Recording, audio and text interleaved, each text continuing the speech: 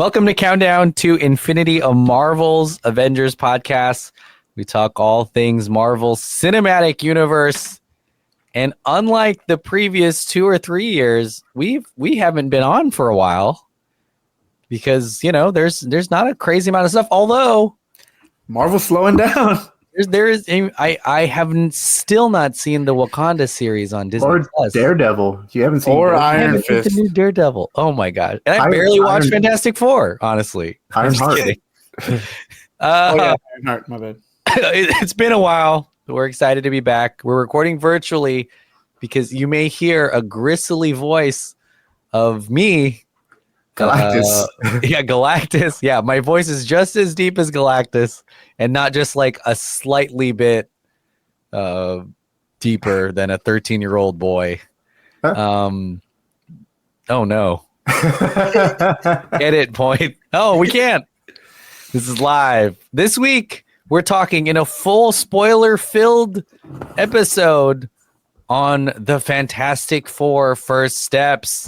Famous around the world, please welcome the Fantastic Four. Mr. Fantastic, Invisible Woman,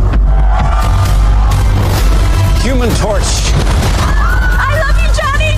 and the Thing. Hey, what time is it? Say the thing. That's not really something I say. It's clobbering time. That's just in the cartoon. Never late for Sunday dinner. Let's eat. Hey, what time is it? It's dinner time. Get inside.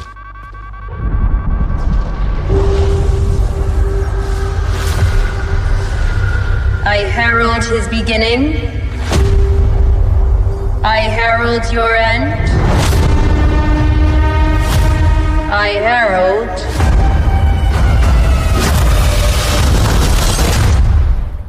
Galactus. What is that? Get us out of here, Ben. Hold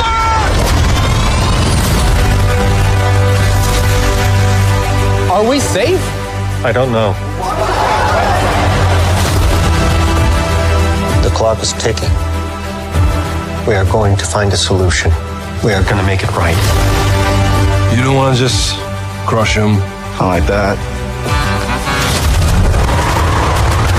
The four of us will face the danger. We will protect you. Family. It's about connecting to something bigger than yourself. We'll face it together. As a family.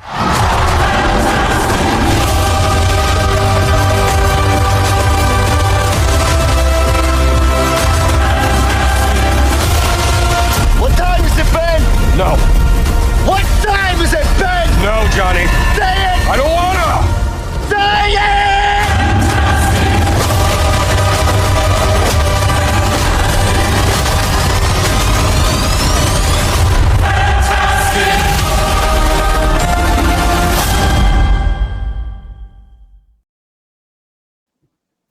Wow, exciting trailer. Makes me want to watch the movie again, honestly. Yeah, actually, it does. I'm almost like, I want to watch that movie. And, I mean, we have, and we're going to talk about it. I forgot to introduce everyone. My name's Emmanuel. Hey, it's Andrew. What's up? It's John. And John, you've changed your name to Johnny Storm. So that means you're going to pop off soon and you know, Going on. Go bang out some. John's going to come back with all the chrome all over his face. He's like, John, where have you been? What have you been eating? What have you been huffing paint? This is the 37th film in the MCU. Oh my gosh! If we watch one every year, we would be almost 40. The stars Pedro Pascal as Reed Richards, Vanessa Kirby as Sue Storm, Eben Moss Backrack as Ben Grimm or the Thing, Joseph Quinn as Johnny Storm or the Human Torch, Julia Gardner as Shala Bal, the Silver Surfer, Ralph Edison as Galactus, and Paul Walter Hauser as the Mole Man. What did I say something wrong? You said the Cuban torch. Did I really? I'm really sick. That's why we're recording virtually. He's all flame on, man. and put some pork on that sandwich because I need a Cuban sandwich. That's all I know. That's all messed up. Actually, Flamin' Cubano. I watched Scarface recently. Is that why? Yeah, say hello to my little friend, baby. Oh boy, oh boy. All coked up. Al Pacino is my favorite Cuban actor alive right now. He has such a zest to him, you know. He's got a nice edge.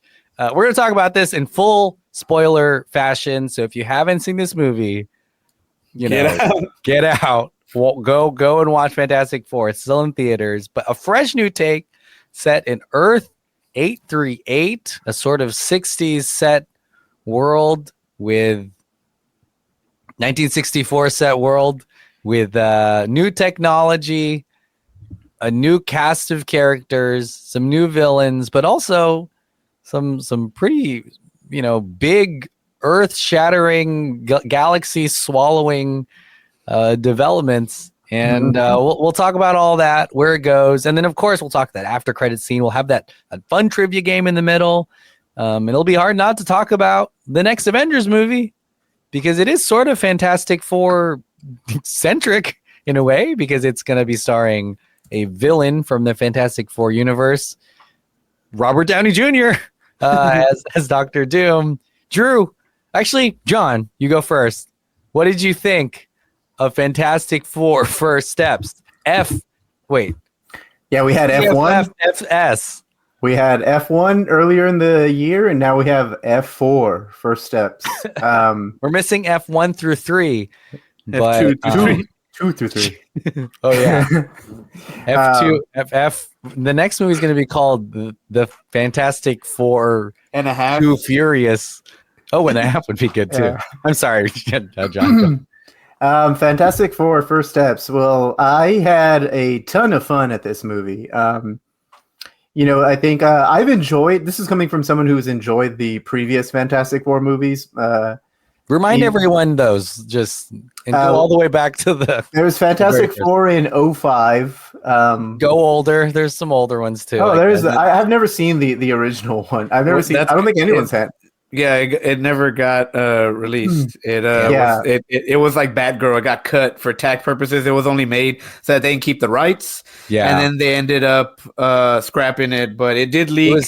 It was a 12-year-old David Zaslav who cut that Fantastic Four movie for tax purposes. Dude, I love that that's in Arrested Development also, where Tobias is he's gonna be the Thing. Oh yeah. It's so funny. Oh yeah. He's a never nude. Yeah.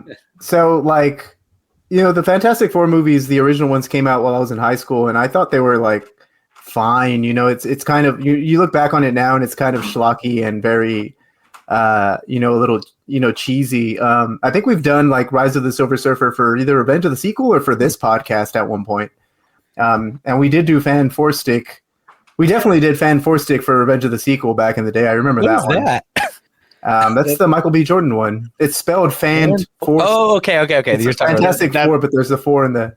I get it now. It's a nickname, like the way we call Zilla, the 1998 one from Matthew Broderick. We call him Zilla, like because that's not Godzilla. So that's his unofficial term. It's the same thing with Fan Four Stick. But I thought it was I thought this movie was great. It was I love the aesthetic, the score, the Michael Giacchino, I think that's the way I just recently heard that's how you pronounce his name. Is this Giacchino or something? But John, you're not American if you're not butchering someone's name. Yeah. Let's see how. Let's say it again. This is how Al Pacino as Scarface would say that name. So Michael Giacchino's his score. Damn, you like strained yourself there. His score is great. I did get like a lot of incredible vibes, but I'm not sure if that's because I was like kind of applying that or like maybe projecting some vibes onto the movie. But I thought everything, like I wasn't entirely excited for like Pedro Pascal, for example, like as Reed Richards, but I thought he did a great job. Like he did play the the neurotic scientist like very well.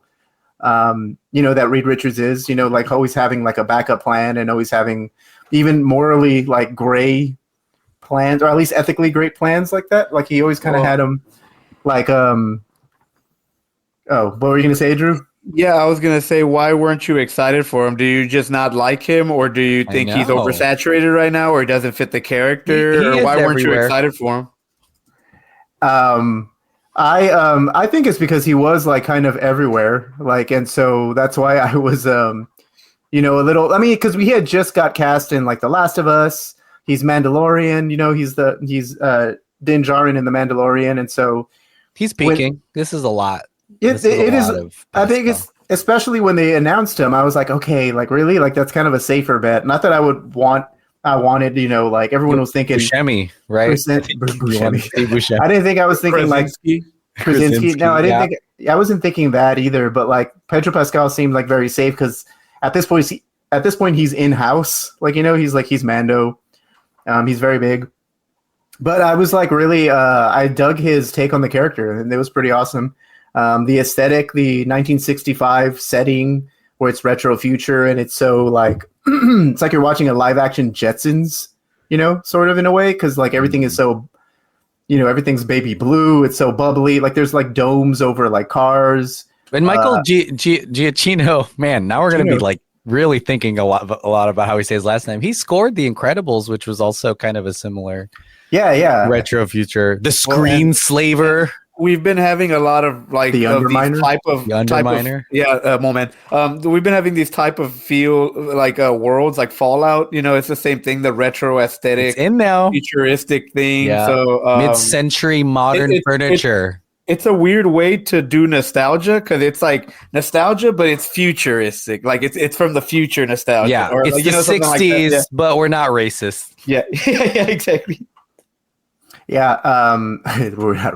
Yeah, I mean the whole world is like almost utopian because like the Fantastic Four, it's soulless superheroes, and they are like the Future Foundation with Sue Storm's like her organization like basically demilitarized everything, and so it's like this very ideal like freaking world that like everyone would have loved to have had back in the day, I guess, or even now, like it's so.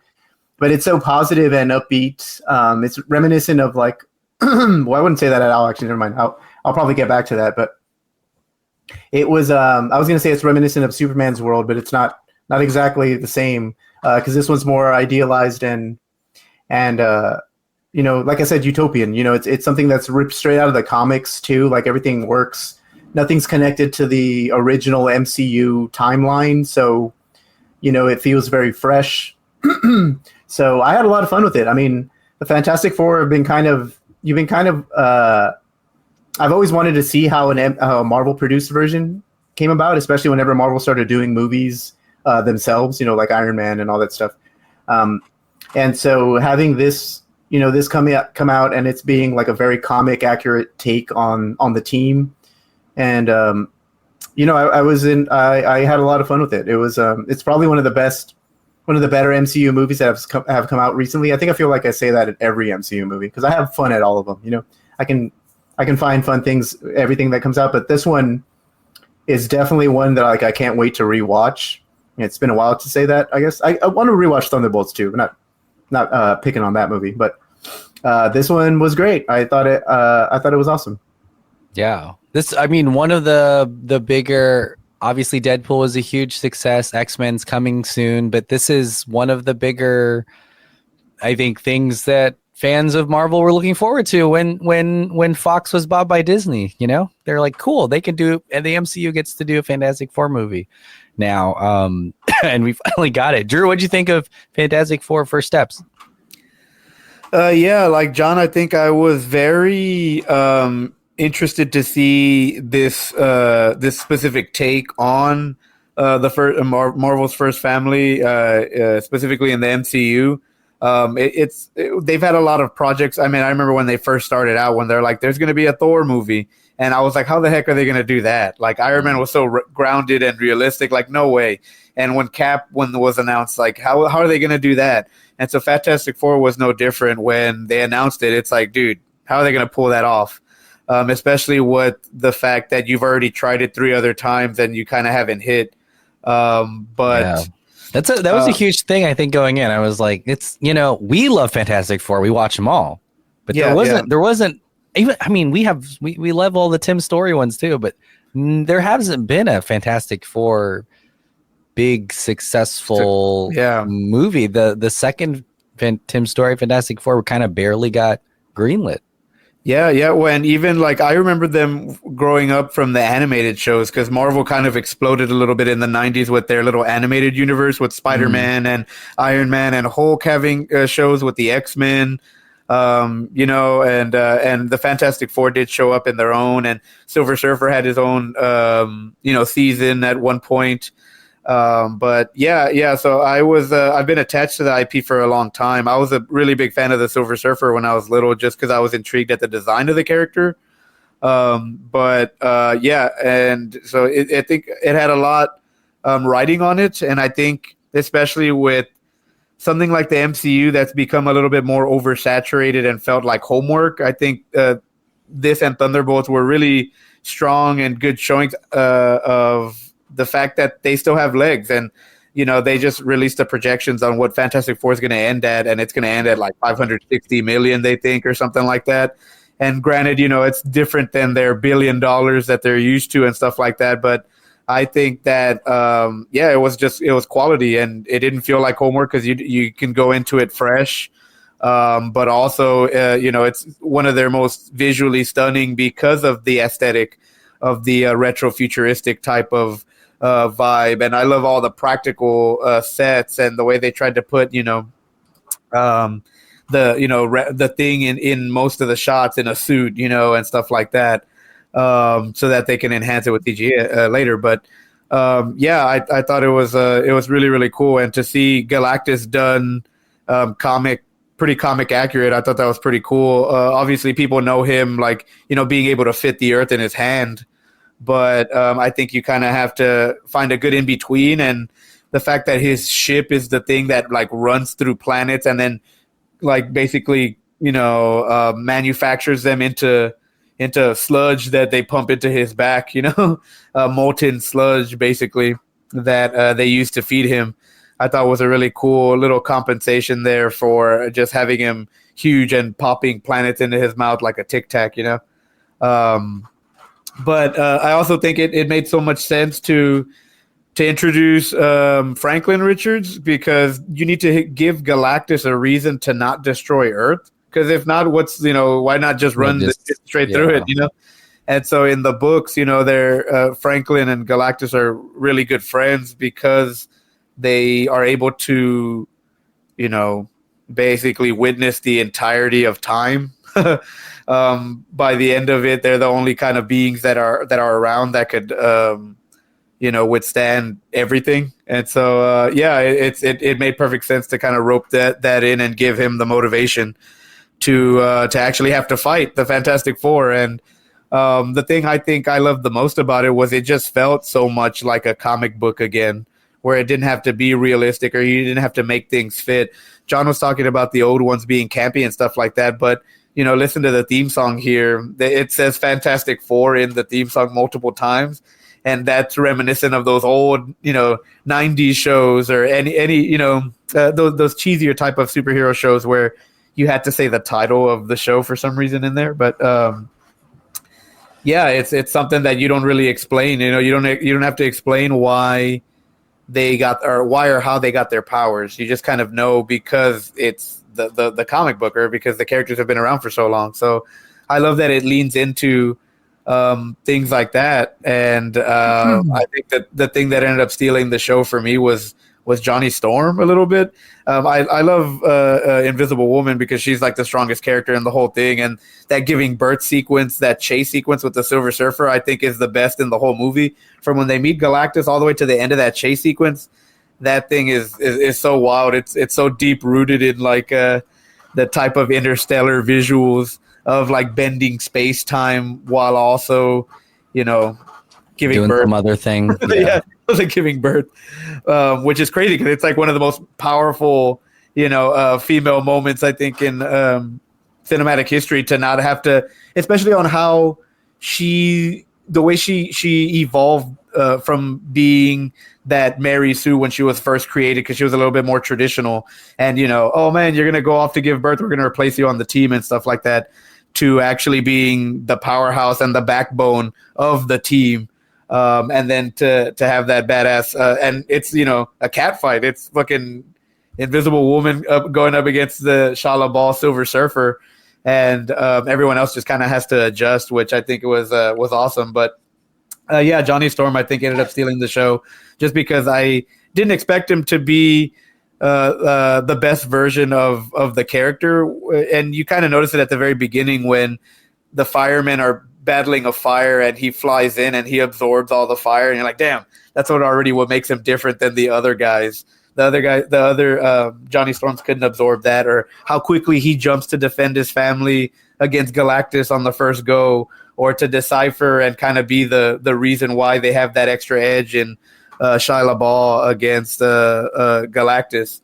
I thought he was going to be my least favorite part, but everything he did and the motivation was just so badass for me that he was my favorite part, I think. But I can go on and gush about this movie for. Well, we'll talk about kudos all the to characters. Joseph Quinn too. Yeah, like this is like his first big movie, right? I'm assuming. Like I think he did Gladiator 2. Oh yeah, he did Gladiator 2. Never mind. But and like Quiet Place. Him and Pedro Pascal. Quiet Place. Quiet Place. Was that the name of right. And he's a fucking powerhouse in there too with Lupita Nyong'o. But he's really good, and I would say the same thing too about Eben Moss Backrack, who has kind of a difficult role in the thing, but is maybe one of the bigger. I mean, the whole family is really tight knit, but he's also like the big heart of the family, especially when it comes to Johnny Storm and all that. But yeah, I really enjoyed the movie too. Fresh new take, great new environment. Some of these scenes you were talking about, the Galactus scene. I read that initially her giving birth was going to be at the beginning of the movie until they were like, nah, let's put it right in the middle and make it in an action scene, like it's like a bird sequence action chase scene, like intergalactic. But I really enjoyed that part. I like that it wasn't so much of an origin and you really just jump in to this pre-existing dynamic, and seeing how like a new member changes that. Galactus, we watched this in the IMAX. Galactus wasn't the first time Galactus, you see him and he's giant and then his voice, shakes your asshole loose. Like it's really powerful. And I was like, man, this is a really cool look at a character who honestly could be quite goofy, if done differently. But it was cool that he comes out of his ship. It's cool how powerful he is, and that he comes down to Earth at the very end. I know I'm jumping straight to the end, but that was really awesome to see too. His motivations were really cool. It's nice that there are still dynamics in the MCU we haven't seen, because this is the 37th movie, and we've dealt with all types of characters in different ways. But there's a lot of things in the Fantastic Four, I think, that was surprising to me, which is really fun to think about. I don't know. Let me think. Because it's so much of it is like them figuring out problems they've never faced before, and by this time, this group has beaten everyone else, including the Mole Man, and it's kind of crazy when they're kind of lost for a solution, how the Earth is like dealing with that. Because I assume they're the most powerful people on this whole planet, in a way, or at least the ones that everyone looks to. So it was kind of, it was really interesting. I think you were talking about how this reminded you of Superman a little bit, but then also not, because in this world, people are, I don't know, kind of perfect, or at least like they're very measured and patient. And in that Superman movie, he's kind of going against, the grain, to try to make everyone better.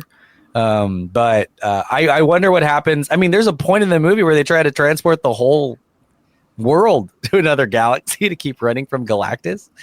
And they all, just go along. They're like, hell yeah, let's do what the Fantastic Four tell us to do. So I wonder when that like runs into a wall, when it has to join the rest of the MCU, But I really love what we got from this movie. Let's talk about Galactus first, since I guess I talked about him for a little bit. What do you guys think of Galactus? Innocent has such a great voice. He was in the Green Knight. I think he is the Green Knight, right? In the Green Knight, he is the actual Green Knight. I wish they would have used his voice from the Green Knight, like like that little bit of a reverb or raspiness that they did. Yeah, in there that would have been pretty cool. Galactus is, I mean, it's as a guy who's been watching this and like kind of just we talk about comic book movies all the time, whether it be like off mic or on Revenge of the Sequel, or especially on this podcast. Like, it is wild to see him on screen and for him to be like you had said that he's kind of like goofy looking, or Galactus is kind of like a weirdly drawn character like on the page and stuff. And his scale is tough too, honestly, to kind of it's hard to kind of like, because there's loads of like, with the way the writers have depicted him over the years, he can be bigger than a planet, smaller than a planet, as the size of a planet. So like I can see why it took this long to put him in the movie, because like I don't think we would have been ready like any other time or any other Fantastic Four movie. We knew he was a cloud in that Rise of the Silver Surfer movie, but that was because it was I don't know how, I don't think anyone could crack him, but in this case, because of the retro 60s aesthetic and it just kind of fits. But actually seeing him, like that first scene where his eyes light up like on the ship when we introduced to Galactus, that was fucking awesome. Like I was geeking out. Every time Galactus was on screen, it was really, really cool. And having him like as the antagonist. I mean, I probably have mixed thoughts on how the final battle went against him, but him just walking through and causing the destruction, like in New York, and having him just like actually like physically like fight the Fantastic Four was awesome. Like I think it's probably one of the coolest Marvel moments that they've ever done like on screen. And I'm super grateful that we got it like in this movie. So yeah, like those are my thoughts on Galactus. Galactus was freaking great. He's a big character, I guess, overall too, just for Marvel. I mean, I don't know. They seem to push him into a hole, into another dimension, but Yeah, well, and I think that's crazy because it's one of those things where, like John said, like, man, it's just how do you crack him? And you haven't had any of the Marvel characters take on kaijus. You flirted with the idea a little bit with Giant Man, where it's like, oh man, let's put him in the middle of the Civil War, We got close in Eternals too to getting. Yeah, but even then, like, that's not even kaiju. That's the Galactus from the book, where it's like, oh, I can just crush the planet like this. And so, but it makes sense to kind of fit him to that kaiju aesthetic and have them go at him. And I know that some people didn't dig that the climax and stuff, but I think it's cool to see them have to think on their feet. Like, they always have plans, and they're like, okay, that didn't work, like, keep going. And I think Screen Crush, Ryan Airy, he ended up saying he likes on how Reed's superpower is his brain, which I think is pretty cool because, he barely, the stretchy powers he uses as kind of like, tools, I think. And even they're honestly useless without a brain, and he does get stretched out. We see him get fucking stretched. In more ways than one. I think it's that's why I think I dug having to see them readjust and think on their feet. And obviously Sue makes the ultimate sacrifice for her kid, and it's the mama bear Super Saiyan moment there at the end. But push Galactus hard. Yeah, pushed his ass. It's like just shoved his ass. Hey, step off, bitch. Pushed his huge ass through a fucking hole. When I bet you Galactus has never been pushed before, so he's like, the fuck? No. What's happening? I think it's I did think that I didn't think it was possible to have Galactus. Well, let's talk about the rest of the Fantastic Four. I mean, we can just go off on whoever you want to. We've been talking about them. They're the main characters of the whole movie. But altogether, I will say too that whatever their dynamic was altogether, I really bought and really enjoyed. You know, we've seen other Fantastic Four movies. We've seen other team up superhero movies, not even Fantastic Four films, where it doesn't feel as lived in as this movie does. Like they are all living together technically, I guess, and they're related. They have dinner related to each other. Like, they have dinner, together. But having that sort of, I mean, this is the director of WandaVision. There was a lot of that in that movie or that show as well. But there's something about like the small moments, I think, with everyone.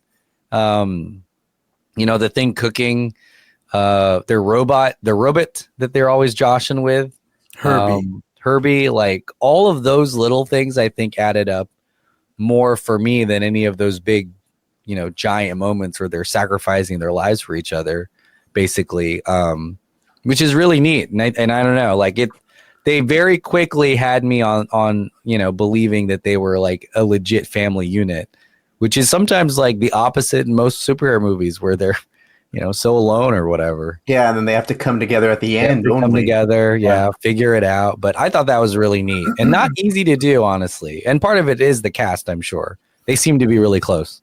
Totally. I think the direction of this really kind of helped too. Like the way you said, everything's like, you know, you jump into this world that's already been like lived in and stuff, and they're the only superheroes apparently on that planet. You know, so like. There are villains. There are villains. There are supervillains in a very classically Marvel sense too. You know, like, but I do, like the cast chemistry is great. The way, you know, Johnny, and we don't get it as much as you did in recent movies, and I think that's probably intentional. Like, I don't think the director wanted to maybe like rehash like moments or dynamics that were played on like in the previous movies. But, you know, like you have like, you know, little things where like the Thing and the Human Torch are still bickering, you know, like they playfully bicker, like, you know, kind of like brothers and stuff. And the, you know, and then adding just like Franklin to the mix is so like it works, you know. Mm-hmm. Franklin himself doesn't work. I think like having a CGI baby is definitely a choice. It looked weird AF. Yeah, like but adding the Franklin character to the mix just ups the stake for the movie. He's the key MacGuffin. He's the key decision in the movie. He is, and that's why everyone's kind of like, you know, like it even like having that plot line like kind of go into the planet, the people of the planet turning on the Fantastic Four because they don't want, you know, they're like, you know, one Give child or baby. Yeah, and so like I thought that was like interesting as hell. Like, you know, like people protesting outside the you know, the Baxter building and stuff. Yeah. Everything is pretty great. Like I think the like what Drew said, the powerhouses are like Johnny Storm and the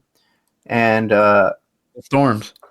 The Storms themselves, but I would say like even more Reed too, because Reed kind of like for Reed's character in the movie is kind of like he is struggling, you know, like he's always the guy with answers or the always guy to figure something out, and you see him kind of lost because he's kind of like out of his element here.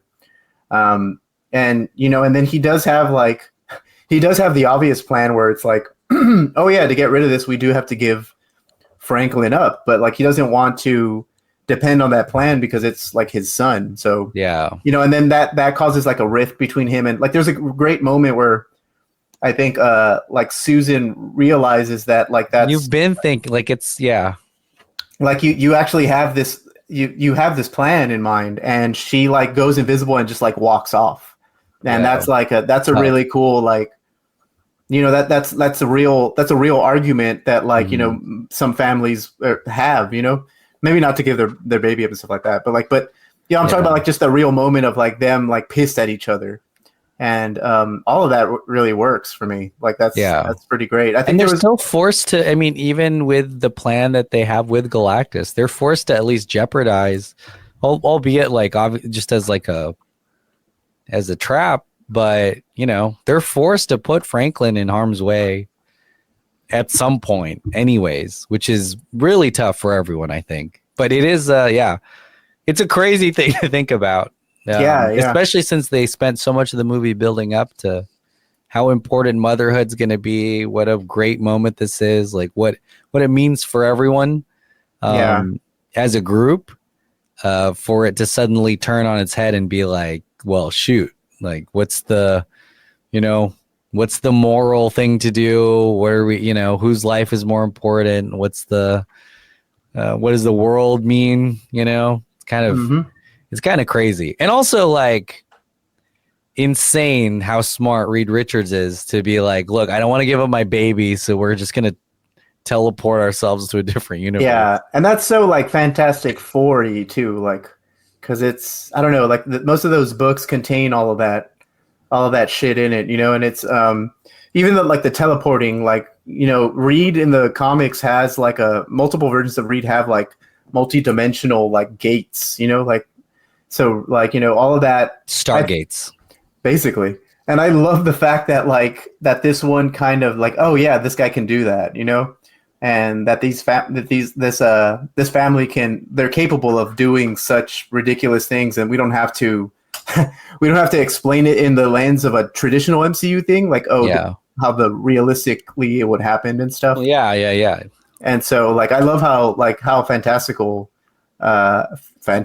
this movie is when it comes to that. So like I have some other thoughts on the aesthetic and the movie itself, but I was gonna let Drew say something about the team if he wanted to say something about the team. The family. It's a huge part of the movie. I mean, you know, we talk about F4.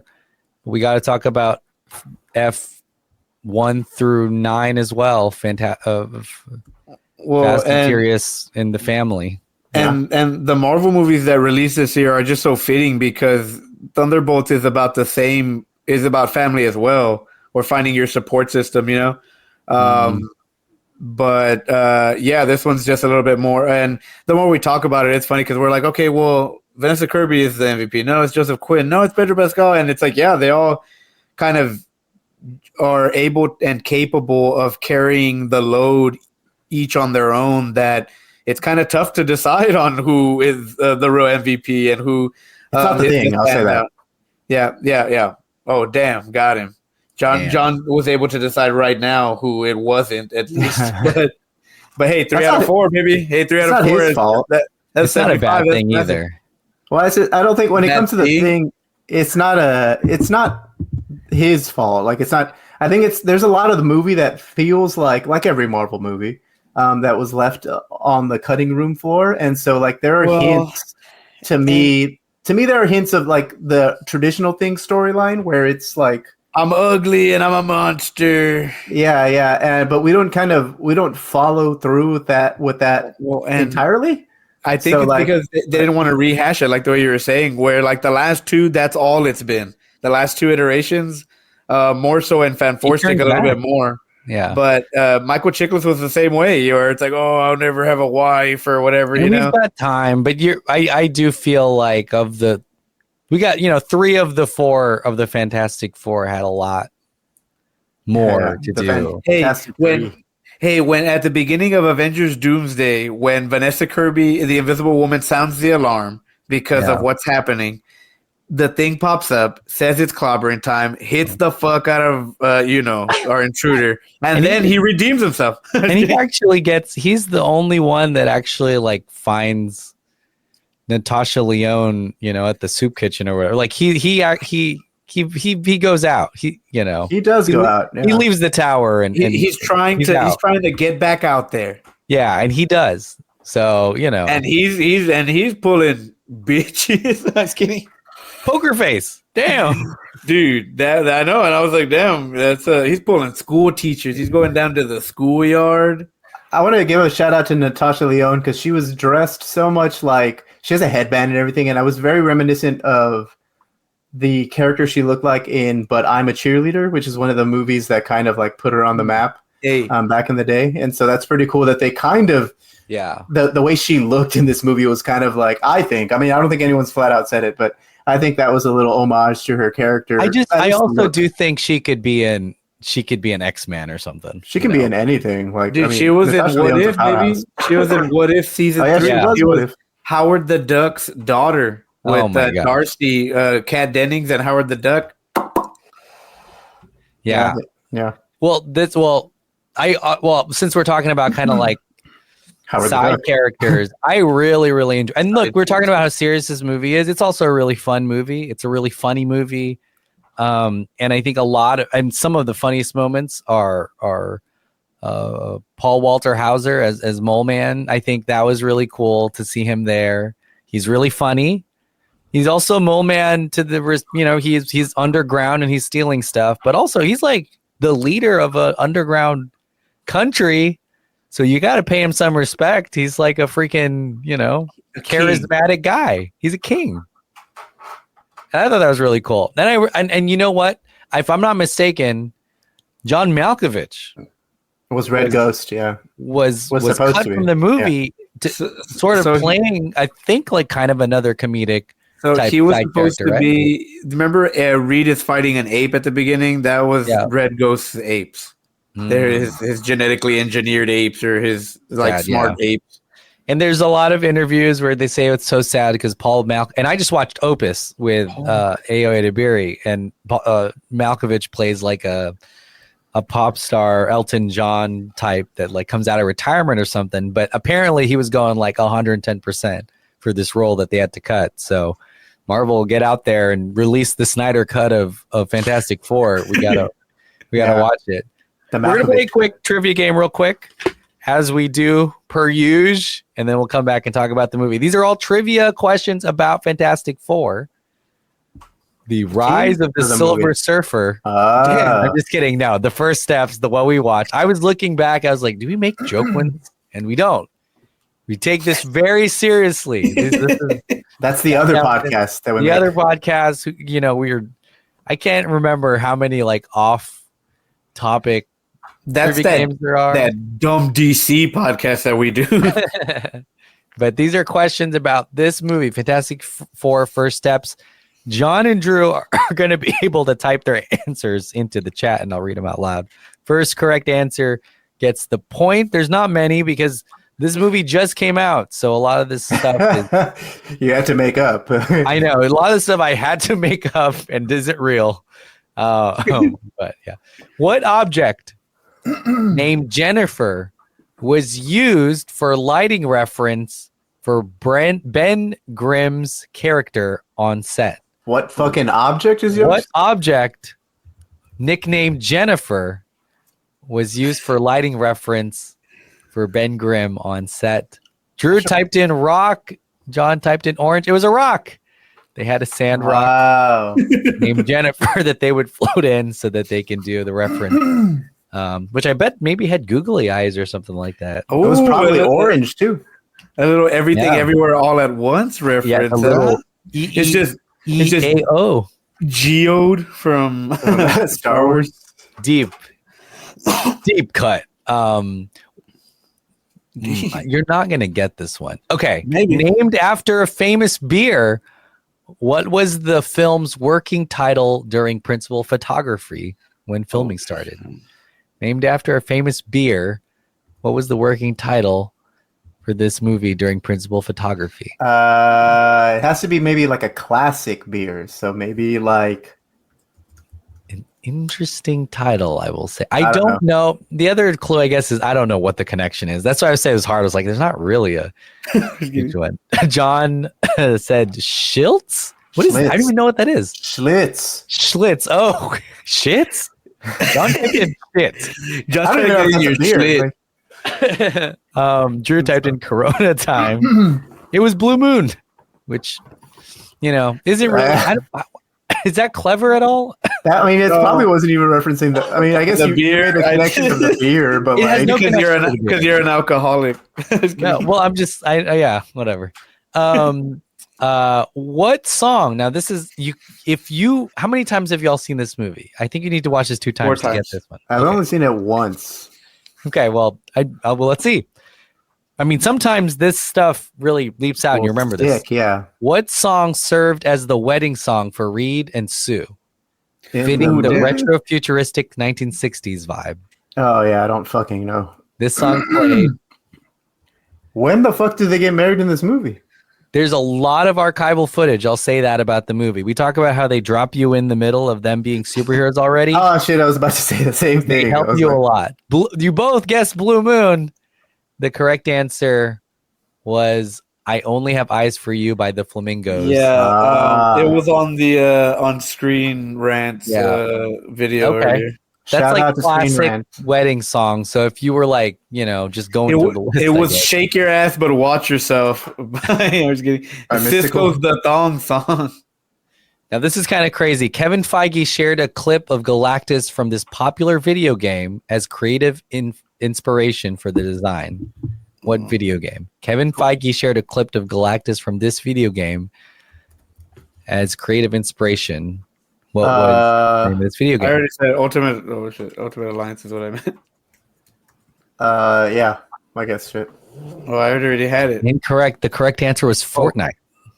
He shared a clip of Galactus from a 2017. I guess he was a skin on Fortnite at some point. That's cool. I know. I think it was an event. Like, they always have those crazy events where it's like, oh man, we're fighting, but Galactus is shooting stuff at us. Oh, which is kind Galactus. That's kind of weird though, because I mean, you can just show a picture of Galactus. You're like, this is how he should look. I'm gonna type in Galactus Fortnite, and if it's like really crazy, it's huge. It is different. Yeah, he's very huge.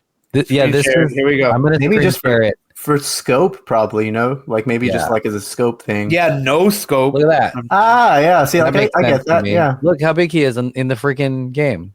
Yeah. Look at that. Holy cow. He starts to approach little by little, and you're like, hurry up. That's as the waves. That makes sense. So I want this to be I want him to be a map on Marvel Rivals. Like he's like the moving map. That would be so sick. Every round.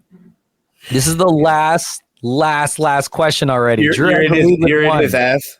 Marvel Rivals. Yeah, they're gonna I mean, they maybe already did that in Deadpool, huh? This is it. This is the last question. Drew could win the whole thing with one here, or John, you could tie.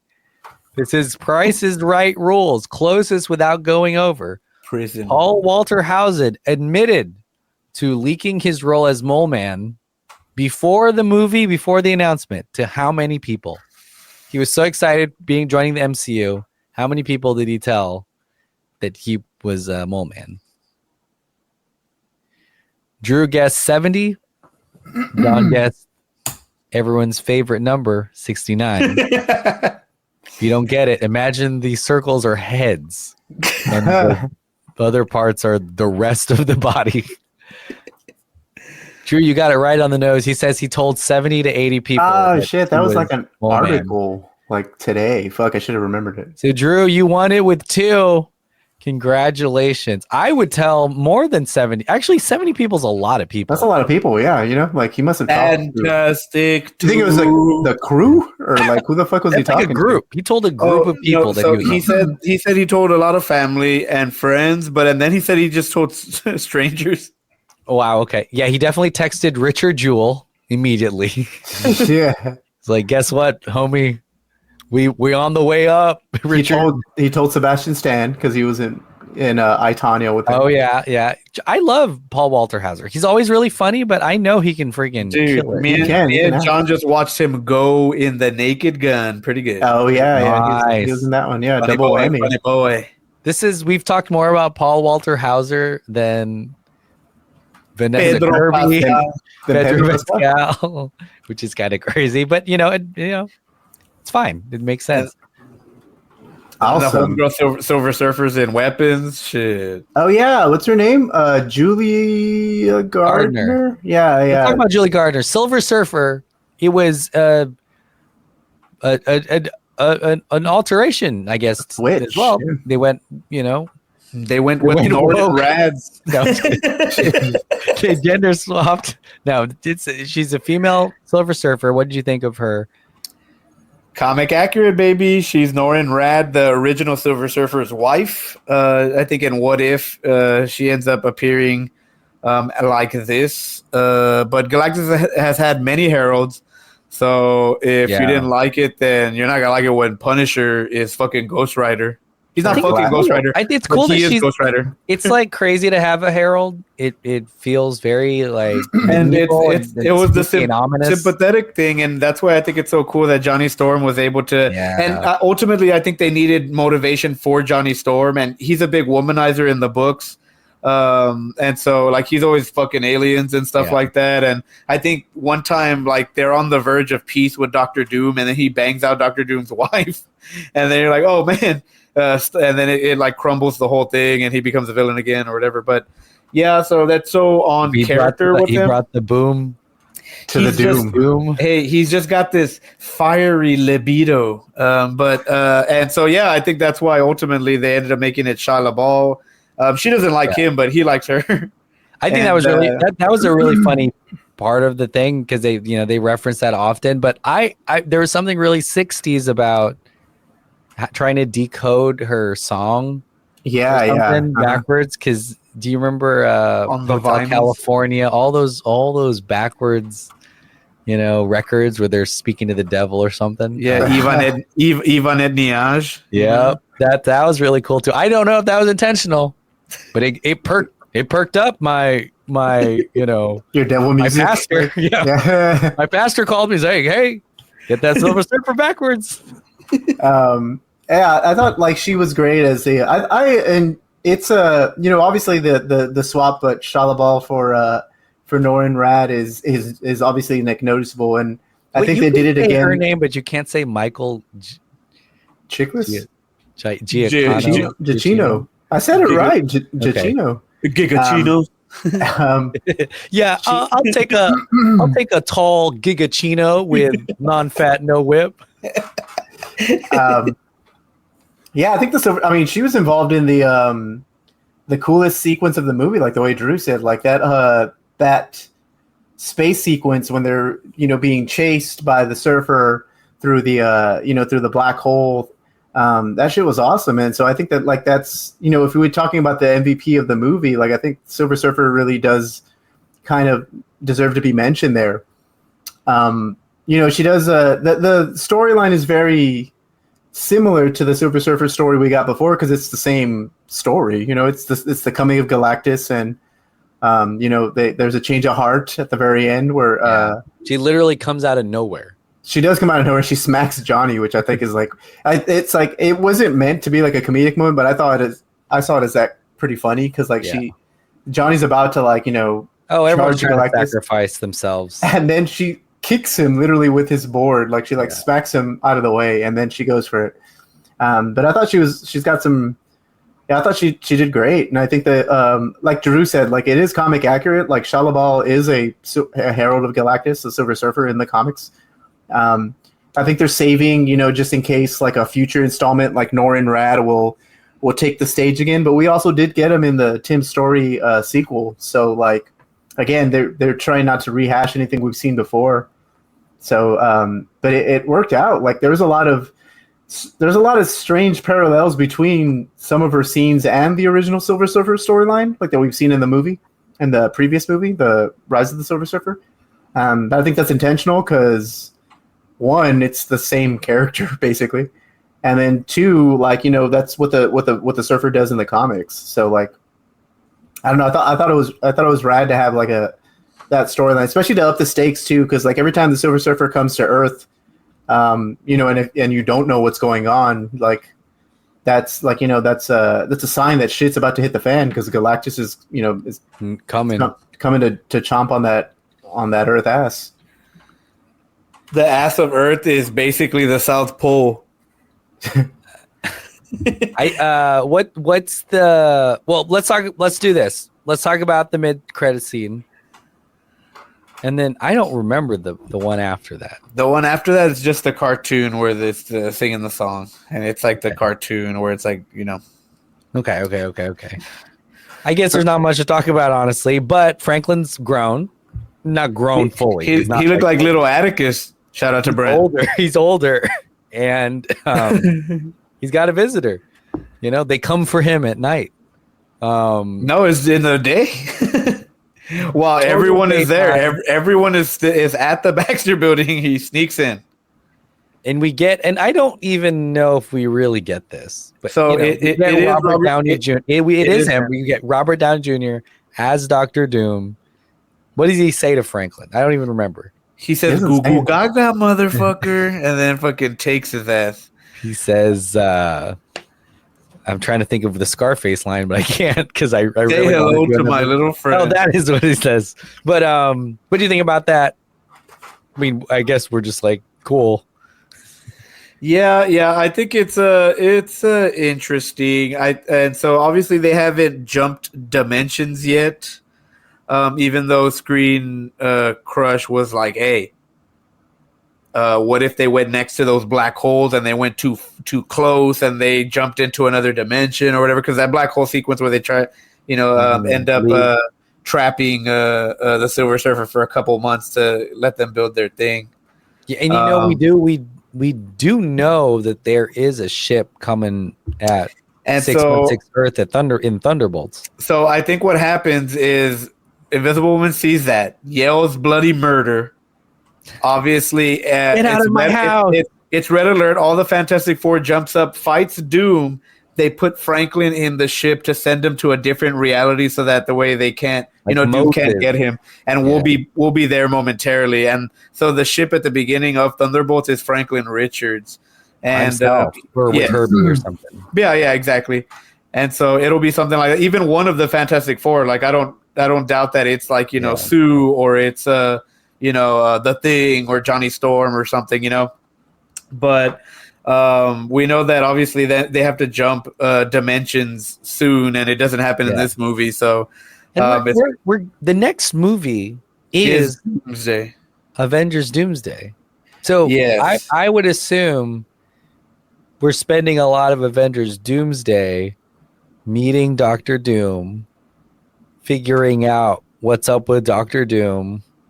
Why does he look like Robert Downey Jr., if at all? Some people, all of that has to be. It's not going to be a Thanos thing where we're like, we get what Thanos wants. He's here. Yeah, but we've seen him like 12 times. Because this is the first time we've seen Doom. Well, yeah, you have to explain the character, and then you have to explain why he looks like Iron Man. So you do have to do a little bit more explaining. Do you think they just don't talk about that at all? They're just like, this is Doctor Doom. No, I think they have to. They gaslight us, I think they will. They're probably not going to do it as soon as we think, because the only people who know he looks like Iron Man are the people from Earth 616. True. So, like, to the Fantastic Four, to the X-Men, because like Doctor Doom is set to visit the X-Men universe too. They're not going to know who the fuck they're just going to think it's Doctor Doom, So like it's not until, and that's the thing too, is that because we haven't gotten a whole lot of like all the current, but even then all the current like MCU heroes who are alive now, like, and are active, didn't have a giant connection to Stark. Like it would be Spider-Man only who would be freaking out. And honestly, we have a lot of second, like the young event. We've got a lot of people that look up to him, but never met him. Or like, we got new Hawkeye, new Black Panther, we got new Iron Man, Ironheart, new Iron Man. Like we have the next versions of all these. Yeah, all these damn kids running around. So it's like, I don't know. I think that the Avengers Doomsday is still it's an enigma, because we don't know how it's going to work and if it's going to work. I guess. I mean, no one knows if an Avengers movie is actually going to work. I didn't have a whole lot of like confidence when Infinity War was coming out. Like I think if we listened to the lead up there, maybe I was kind of like, we were at least excited though. That's the other thing that I think about is the Infinity War movie. I mean, obviously Endgame, they were, half was snapped, and our downloads were opposite. But I will say, like, either way, you were just like super pumped. You're like, man, I don't know what's going to happen with all that, with that damn gauntlet and all these damn, Infinity Stones out here. And that you were just going to go to figure it out. And it's hard for me to think that anyone kind of disconnected or maybe even connected are going into Doomsday apart. And the most curious thing is just like, why is Robert Downey Jr. in this movie? And it's not anything to do with like Doctor Doom, Well, and the Thanos stuff, again, like we had been building up since the first Avengers, like when you first saw him, and then even with all the stones, like there was breadcrumbs that it was like a buildup. Yeah. And so I think this feels the most like a course correction of like it's just so sudden. There's no build up whatsoever. Like we just had the Fantastic Four movie, cool. Here he is, type of thing, and now you have to explain who he is and why he is. It is a huge, it is also a giant nostalgia play for sure, because we had that scene where we see like 40,000 directors' chairs with MCU actors' names on them, and that's not that's not like a story thing. Like that's I think it's still going to be coming to dinner. It's going to be $1 billion movie still. I think just because absolutely. It's going to feel like an event. Even if people don't know what's going on, they'll watch it for the fact that X-Men, Fantastic Four, and the Avengers are on the screen for the first time. Gosh. And not just that, but like the most popular recent, because Gambit is in this. They're like, oh shit, the thing that worked in Deadpool. Yeah, like that's a pretty recent. And Grogu is in this probably, or like whatever else. The crazy thing is that I don't think you've seen anything yet, because there's just everything's so shrouded in obviously mystery, and they know the game, so they're putting out spoilers, the misdirects. And they're still writing it too. Yeah. So I think there's so much under wraps that I think it's going to be a surprise either way, and I think they haven't showed you the best parts of it yet, because they're misdirecting you. So they're like, if you think Gambit and Pedro Pascal and Nightcrawler on screen is gonna blow your mind, then you ain't seen nothing yet, because we haven't even I feel like I see more Tom Holland Spider-Man stuff than Avengers Doomsday stuff, and that thing's been shooting for forever in like Abu Dhabi or something for like a year or something. But anything from Fantastic Four you think that is like, apart from Franklin, that will be really, really important for the next phase? I mean, it's hard for me to think that they're not going to make another Fantastic Four movie. I mean, this is a solid cast. I know it only, it made $500 million, but I don't know. I mean, it's Fantastic Four is different, I think, than Thunderbolts when it comes to, what the expectations are, I think, and the future of, I guess, these characters. They got to make another one, I'm sure. I definitely do think they're making another one. The thing that I hope carries forward, I was going to say this, I guess now we're broadly talking about the movie again, is like I hope we get more of the retro future thing. I think after the screening, we all saw Fantastic Four together, and I think I had told you, Delphin, that like I'm a little sad that these characters have to join the MCU so quickly, because like I would have done with like 2, 3, 4 more movies in this universe on their own, right. And I feel like because of the way Doomsday and Secret Wars are going, like it's going to be a blending of universes, because Secret Wars is kind of like a blending of different universes to create Battle World, which is like the storyline in Secret Wars and stuff. And at the very end, there's going to be a clear, not reboot of the MCU, but basically like one where they all inhabit the same world. And at least that's just a prediction of mine, but like I do wanted to see more like this, and Superman kind of kicked off a new era, in my opinion, of like comic book movies. Like we're done jerking off the Dark Knight, basically. Like we're done doing the realistic. I mean, we're not done, because the Batman 2 is going to be probably more realistic than all this. And darker than ever. I heard it has Robin in it. But like, I mean, James Gunn said no, he's not in it.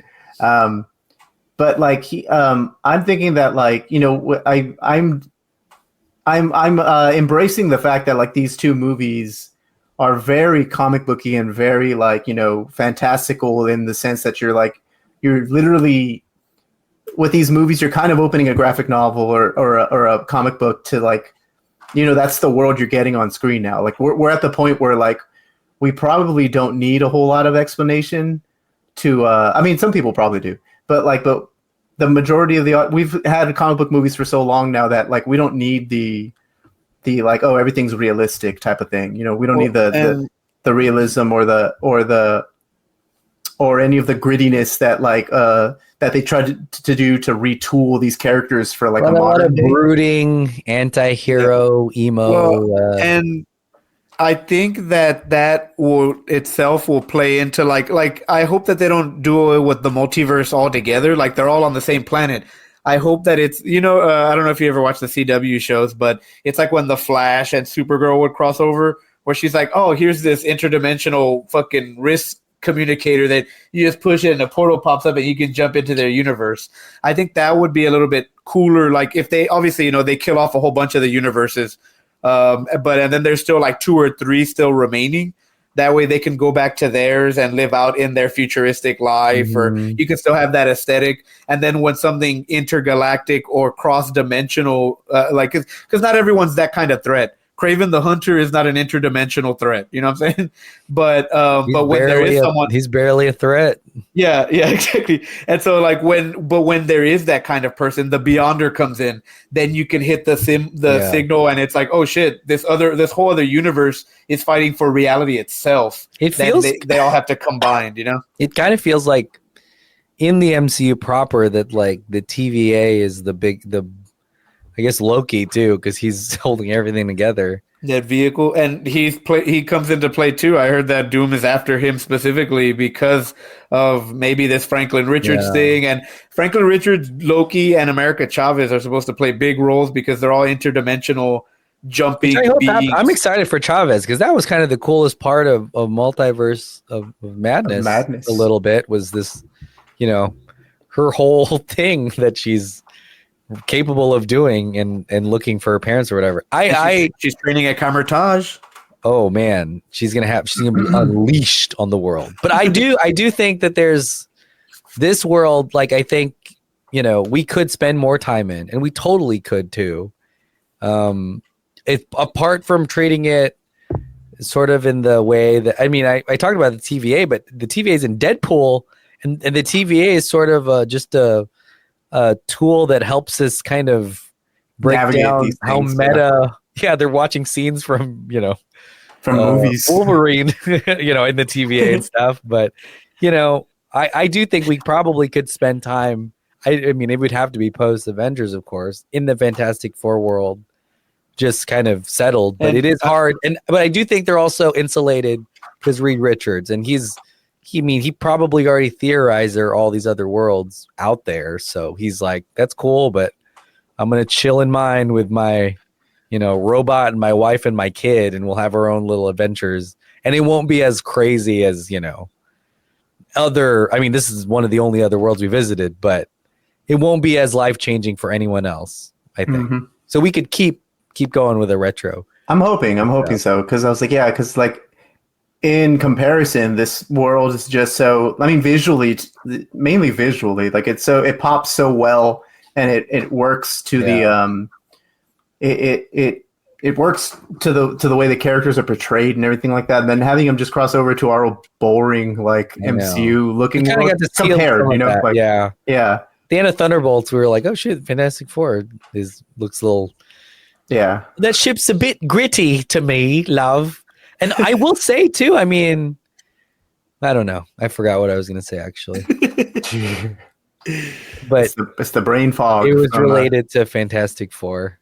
Yeah, I would hope so. But I think it's I think hopefully, John said it himself, like Reed's got interdimensional rifts at portals, and so why not have them like just open it back up and go back there? In the new Spider-Man, Hulk, Punisher, and Spider-Man are fighting. Like you don't need the Fantastic Four for that. Like just go back to your universe. Get Ironheart in there and punch out Punisher's lights. I remember what I was gonna say. I was gonna say that's why sometimes Guardians, Thor Ragnarok, some of the other movies felt so exciting and were kind of cultural touch point movies, like when Taika or when James Gunn joined the MCU. I think it's because it's fresh and it's new, and those were set in space, so it wasn't always about even though it wasn't a different dimension or whatever, like it was a new feel Wild West planet or whatever. And I would do the same thing too with Spider-Man. A lot of Spider-Man movies felt just kind of set in its own, even though we've been to New York before.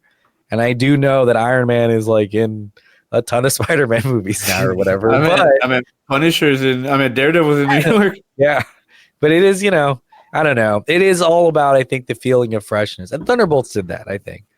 to an extent too, but not. It doesn't happen all the time.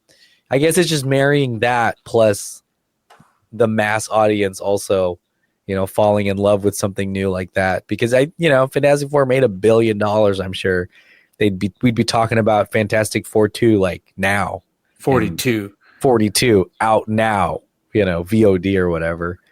But who knows? Any other big thoughts about like the MCU? We're not going to be talking about another movie for almost a year. Dude, we could be talking about Marvel Zombies though in October.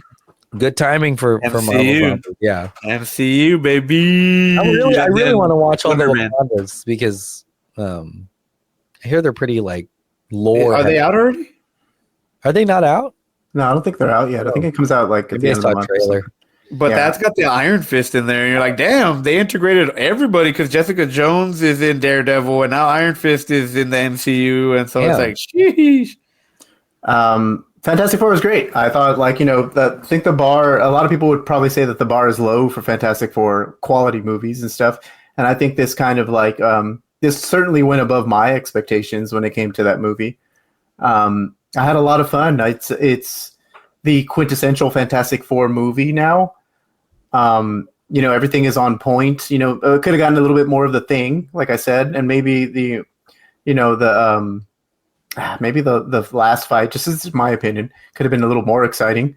But I thought the movie was great. It got Galactus on screen finally. It we had some really cool Silver Surfer scenes, some very comic accurate world there. Like Stan Lee and Jack Kirby made a cameo, like their backs made a cameo at some point, and I thought that was pretty awesome. It's like a love letter to. It's a love letter to the Silver Age of comics, which is, kind of wild because, on the opposite side, we got a love letter to the Silver Age of Superman comics with James Gunn Superman. So I thought this summer was a great, it was a great year for the comic book movie, for the superhero flicks.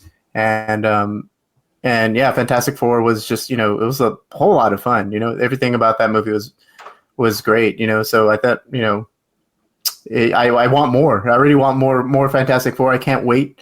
This definitely did. If I wasn't excited for Avengers Doomsday, I definitely am now because of it. And so just to see more of these characters and how they would interact with the very jokey and straightforward MCU characters. I know, that's so interesting. Yeah, everyone's so earnest in this movie. And and the X-Men. I mean, we haven't seen anything on that end either, and so you're throwing in a whole lot of. I'm hoping it works because when we just talk about Doomsday and how you just mentioned the director chairs of the entire cast and shit, and at this point I'm almost kind of thinking the movie has to be 3 or 4 hours long because some of these main superheroes that you just showed on those director chairs at this point may not have any speaking roles. At this point you're getting very expensive extras. But they did a good job. They balanced the same amount of chairs on Infinity War and Endgame. I don't think so. I think they're trying to they did. We have a lot more people though. You split them up the way the Infinity War kind of goes.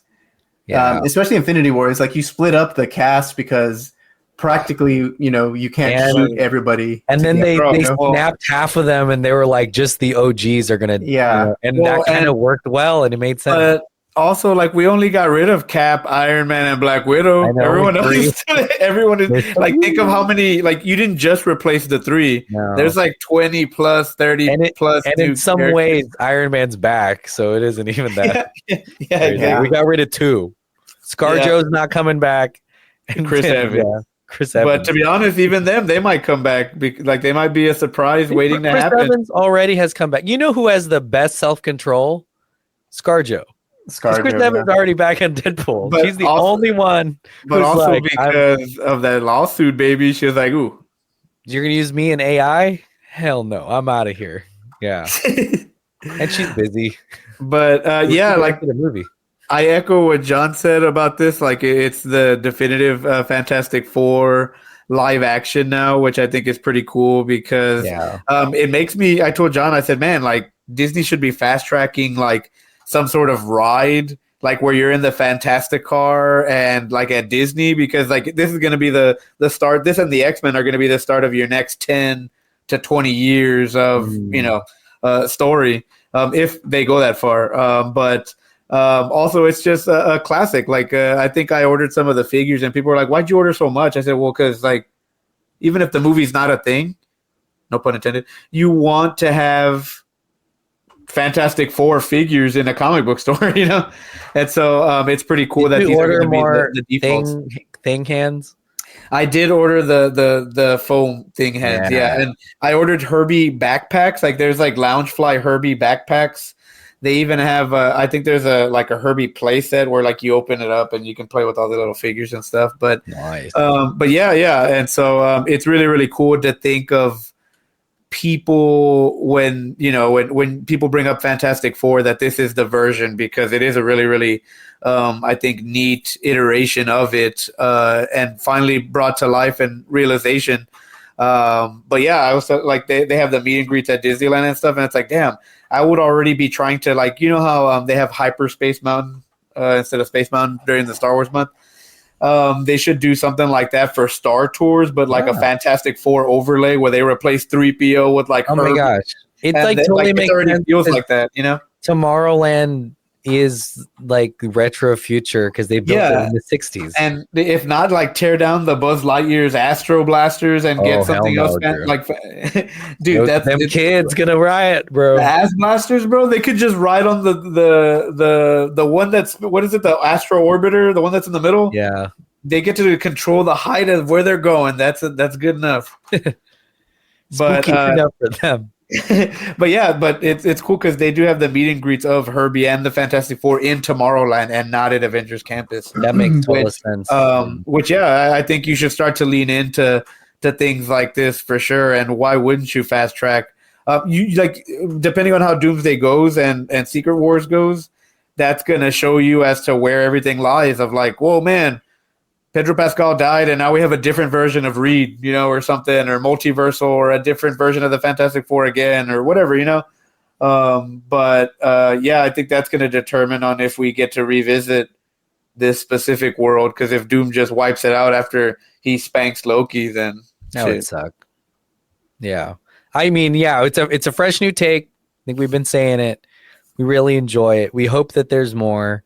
I really want to rewatch this movie. I've only watched it the first time that we've seen it, and you know, my biggest takeaway: super fun new world, Galactus. Oh my god, like that was super effective, especially in IMAX.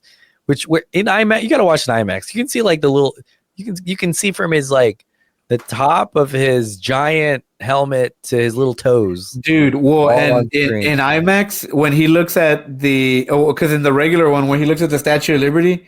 You don't see this part of the frame, but in IMAX you get to see his eyebrow kind of like lift, like maybe after the Fantastic Four, I'm gonna smash Lady Liberty into the ground. You know what I'm saying? He was really great. The family dynamic was really good. It was unexpected for me to have those stories center around Franklin and sort of their family changing so much in such a short amount of time. And that was really cool too. But yeah, we can't wait to see more of these characters, and we hope we do. I'm going to Google. Do you know off the top of your head when Avengers Doomsday comes out? It's like November or December of next year, so it'll be a while. God. I mean, so they're like, they have to finish shooting it by the end of this year so they can start editing, so that way it'll be ready 10 months later. December 18th. I don't know. They had just pushed it back. I think it was a summer release, but they pushed it back because rightfully so. Yeah, because they don't. You know, Marvel's method of shooting movies is very wild, and I think it just dawned on them the scope of what the fuck they're doing. Well, maybe that's why, because we are getting Spider-Man Brand New Day, July 31st, so that is coming out sooner. The director of Shang-Chi, that's going to be really fun. I also maybe that's why I'm seeing more of that, because I don't know if y'all. I'm getting inundated with like pictures of Tom Holland doing stuff. That's a Sony thing. Sony wants to. Just walking around. It's good marketing, marketing. But also, I think it's also a misdirect, baby, of like, hey, don't pay attention to what like Endgame or Doomsday. I mean, Doomsday is happening, you know. So it's like, you know, you got a suit and he's over here, brother. That feels to me pretty quick because I remember thinking, and I mean, maybe not because I don't know when the last Spider-Man came out, but I remember thinking like he's not going to do another one for a long time. Yeah. But here we've got, his movie coming out in like less than a year now. But it's been a while. No Way Home was 2021. Oh my God. Okay. So yeah. So we'll be back next summer to talk about Spider-Man Brand New Day. Dude, you don't want to talk about Wonder Man or Daredevil or Ironheart? I mean, we've got there's some cool DC stuff coming too. I know this isn't the time or the place. Because I'm a punk rocker. Yes, I am. John, what do you have to plug? What will tie people over until July 31st, 2026? I think we're soon. I think we're over our 10th anniversary now, but we are. We're hitting 11. We're on the 11th. We're going to record our 10th anniversary episode of Revenge of the Sequel pretty soon. It's 10 years. Woo! Yeah. So we will be covering Twin Peaks Fire Walk with Me, which is going to be a tough watch for everyone. If no one's ever seen it before, sorry. There's a lot of good, and we'll there's a lot of great sequels. The new Toxic Avengers coming out. We'll do some of those. We're definitely going to hit those too. Like we'll hit that. We'll hit those movies, and I think we're still on par of doing like our Bond season this year too. I watched Duplicity from Tony Gilroy, and I was watching it, and I was like, this is like a Clive Owen Bond audition movie, which is way too old now, I guess. But I think there's actually a Clive Owen. There's a joke in one of the Pink Panther movies where he plays 006. Oh, that's funny. And then Steve Clouseau's like, he's like, do you know what that means, Inspector? And he's like, yes, you're one number short of the big times. Yep. Yeah. There's got to be some, I haven't looked it up. There's got to be some Hollywood thing. Because I was watching the movie. I was like, this guy's fucking James Bond. Like he's with Julia Roberts doing shit. Well, we can do Mission Impossible and Jurassic World for Revenge of the Sequel also. Yeah, so that's still brewing. I think the only thing that's for sure is the Twin Peaks one, but we'll go the traditional sequel route or the Bond route, or both maybe at some point. Go watch or go listen to Revenge of the Sequel. That'll tide you over because it seems like we have our work cut out with us with sequels in general. So there's a lot. They keep making sequels. I don't know. Business is a booming. Spaceballs. Drew, what do you have to plug? Mostly what John said, but also check out the Dirt Sheet Radio for all your professional wrestling needs. Peacemaker himself, John Cena's on his last run. He's got like 10 more dates, I think, if you're into that. And also check out The Countdown Strikes Back. We still need to do, I think there's one or two things we need to do there too. Probably a lot. And hey, now that summer's over and everyone's locked back in, maybe a little bit more time. What is it? Star Wars Visions is coming out in October as well. Season 3. We still haven't done Tales of the Underworld, which is with Cad Bane and Asajj Ventress. So be on the lookout for all that eventually. Maybe. And Screen Slush. Yeah, we're still we're pining often. Actually, if you want to hear a really bad episode, we just released one yesterday, this morning or recently. I only say bad not because of the content, but it was maybe like day one of this COVID. Oh shit! So and Brent was like, "Let's do it, Emmanuel." He's like, "I don't care that I can't hear you." Yeah, and it's Brent, and I think it was at a hotel, so there was a delay. So there's a very thick version of me talking to Brent like 2 seconds after he responds. It's good. You should listen to it. I think he talks Superman or something. I don't know. It was like a worthwhile discussion. Me and the boy Brent just watch Weapons, so yeah, they'll probably have a screen slush on Weapons. So keep your ear out for that. Thanks so much for listening. Bye.